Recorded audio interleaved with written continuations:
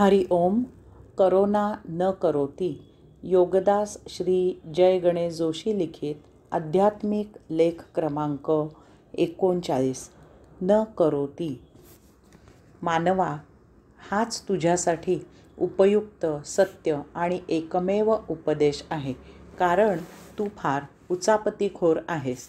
तुला शांत, मौन, स्तब्ध, स्थिर, स्थित बसता येत नाही. तू पृथ्वीमध्ये आकाश, जमीन, पाणी यावर तसेच पृथ्वीच्या बाहेर जाऊन अवकाशात महाकरामती करत आहेस. ह्याचा तुला महाअहंकार, ताठा गर्व आहे. परंतु लक्षात घे की काहीही न करणे ही या विश्वामधील सर्वात अवघड गोष्ट आहे. ती तुला मुळीच जमत नाही.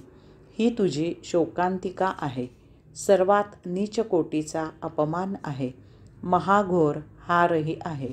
यामुळे तू सतत दुःखात जगत आहेस. ह्या जगाला, विश्वाला धक्का लावायची तुला मुळीच गरज नाही. हे जग, हे विश्व परमात्म्याचे आहे. त्याची काळजी घ्यायला तो समर्थ आहे. तू त्याचा अंश आहेस आणि येथे देहधारी होऊन परमात्म्याने तुला साक्षी राहून सृष्टीलीला केवळ अवलोकन करायला पाठविले आहे. तुझा तू येथे आलेला नाहीस. तू स्वतः काही करू शकत नाहीस. मग तुला अहंकार कसला आहे? 100 वर्षाचे आयुष्य तुला दिले आहे, तेही तू जगत नाहीस.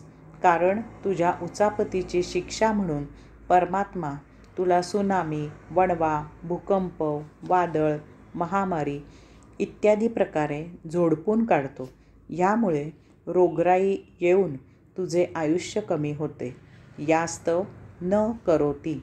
जे होत आहे त्याला साक्षी राहा, तरच कैवल्यानंदात संपूर्ण जीवन जगशील आणि अन्य जीवसृष्टीला आनंदात जगू देशील.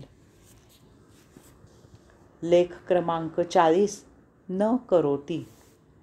प्रत्येक मानवाचा चेहरा, स्वभाव, आकलनशक्ती इत्यादी इतरांपेक्षा भिन्न आहे. त्याप्रमाणे मानव बाह्य जगतामध्ये व्यवहार करत असतो, जगत असतो.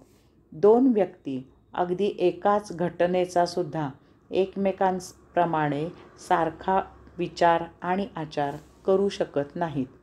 यावर तू म्हणशील की समाज एकत्र येतो, एकत्र काम करतो, त्यावेळी ते सर्व एकमताने निर्णय घेतात, त्यांची अंमलबजावणीही करतात.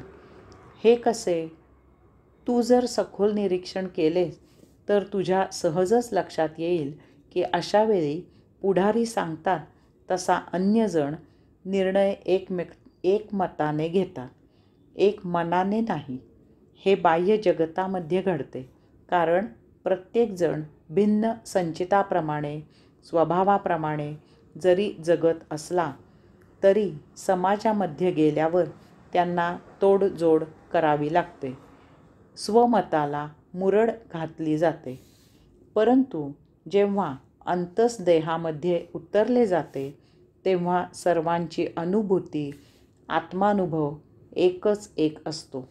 भारतीय ऋषी, मुनी, संत, स्वामी, मुसलमान संत, महात्मा, चीनमधील साधू, महात्मा, जपानमधील फकीर, साक्षात्कारी इत्यादी अशा सर्वांनी अंतस अनुभूती एकच एक कथन केली आहे. ह्याचे कारण सर्वत्र अंशात्मा एकच आहे. न करोती. मौन, प्रशांत, स्थित, स्थिर झाल्यामुळे अतेंद्रिय शक्तीची अनुभूती एकच असणार हे उघड आहे. हे असे का होते ते आता सांगतो. हरि ओम.